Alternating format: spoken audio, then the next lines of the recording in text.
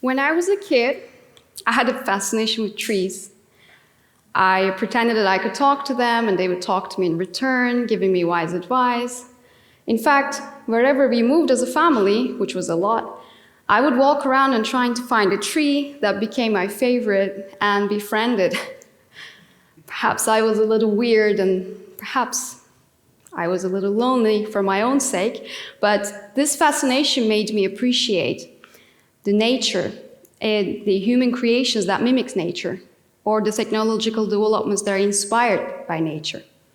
I appreciate any effort to create synthetic forms that blend in with nature. But nature is not only helping us to create art or inspires us to develop new technologies, but it also teaches us how to utilize our resources. Even though we have a much broader definition of sustainability in the last couple of decades, our very first idea of sustainability was also very much bound to nature, more specifically forests. This German forester in 1804 first uttered the word sustainability and said, quote, "Every wise forest director has to have evaluated forests, stands to utilize them to the greatest possible extent, but still in a way that future generations will have at least as much benefit of the living generation." This quote is an excellent reminder to us that nature is a great compass for us as a society to show how to utilizing our resources. When I graduated from chemical engineering, I had to make a decision to go for more heavy chemical industries or choose for more environmental friendly path. Well, as you can imagine, I chose renewable energies as my next field. My desire to stay close to art, design, and architecture stayed the same, but I didn't know how to navigate towards that from any renewable energy field that I would pick from. Until I saw this. This building is the reason why I'm standing here and sharing my story with you.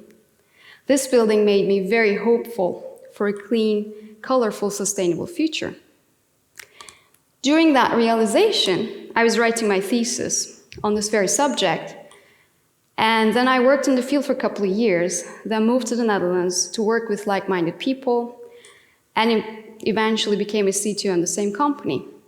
And you may ask what the subject is or what these colorful things are, so let me elaborate. As we got more populated as a human race, our surroundings started changing. There are more buildings around us than trees now. We slowly moved away from trees and found ourselves in packed cities instead.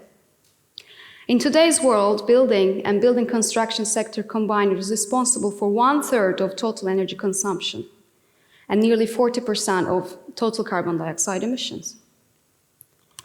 So, if we were to live or work in any of these buildings and we want to make them self-sufficient in energy production, how we would do it?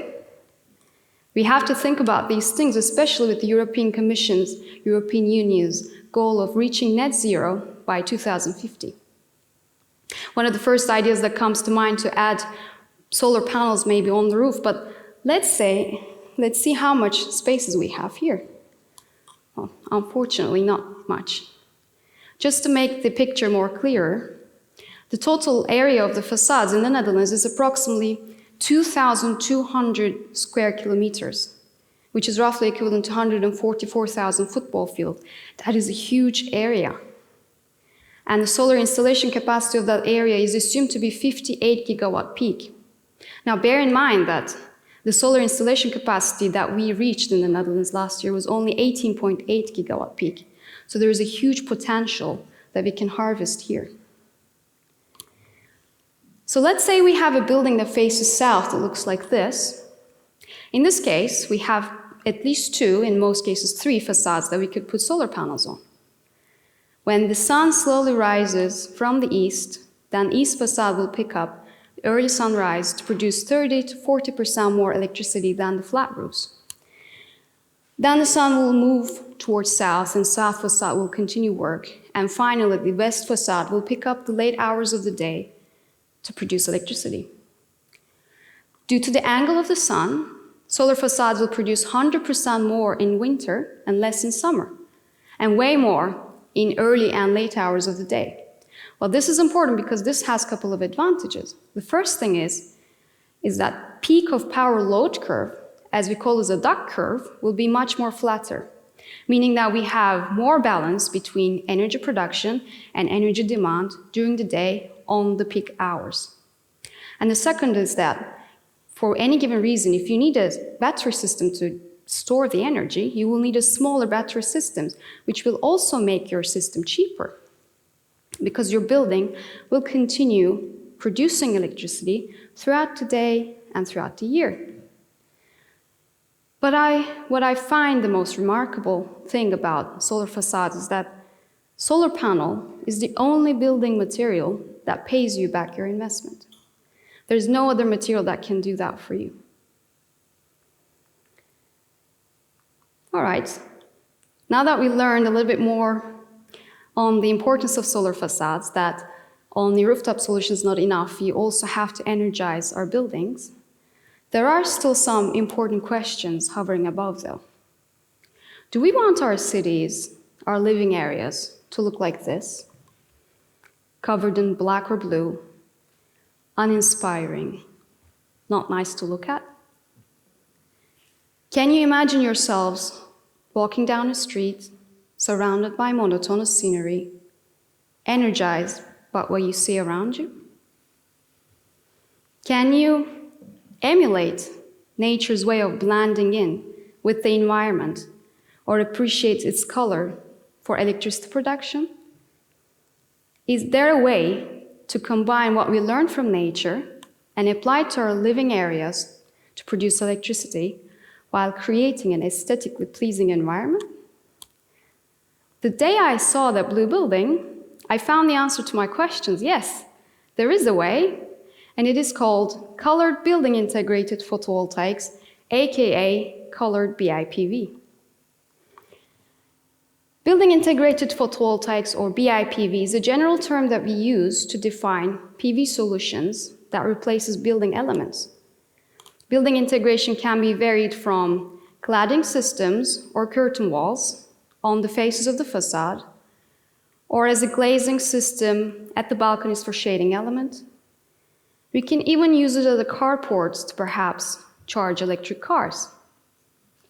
The beauty of utilizing all these areas, not only allowing our buildings to be self-sufficient in power generation, but also empties our roof spaces for green roofs, which has a huge positive impact on habitat and water management in cities. Colored BIPV brings us closer to our sustainable energy goal, allowing every building to be self-sufficient powerhouses, and in the process, unleashes our creative side. But where does the color come from, and how can we apply it to a solar panel? Well, a standard solar panel's anatomy at core is quite simple. We've got a front layer, which is in most cases in building sector made of glass, to protect the solar cells from the environmental impact. And then we have a front encapsulation layer to glue the solar cells and again, protect them from the environment. And then we have the solar cells, of course, to produce electricity. Then another encapsulant layer at the back, and finally a back layer, which again, in most cases in building sector, made of glass. The technological developments on solar panels mainly focused on the encapsulation quality and solar cell efficiency in the last couple of decades, but I believe it is time that technology is ready so that we can take that knowledge and add joy and creativity on the solar panels. But how do we do that? Well, there are many ways, of course, but we can choose different materials. So we can choose colored solar cells, or we can modify the front glass with coating or printing. We can use solar encapsulant with color, or we can use special filters as an interlayer. As you can see, once you figured out these techniques, there's an amount of joy, creativity, color, and design that you can add to a solar panel.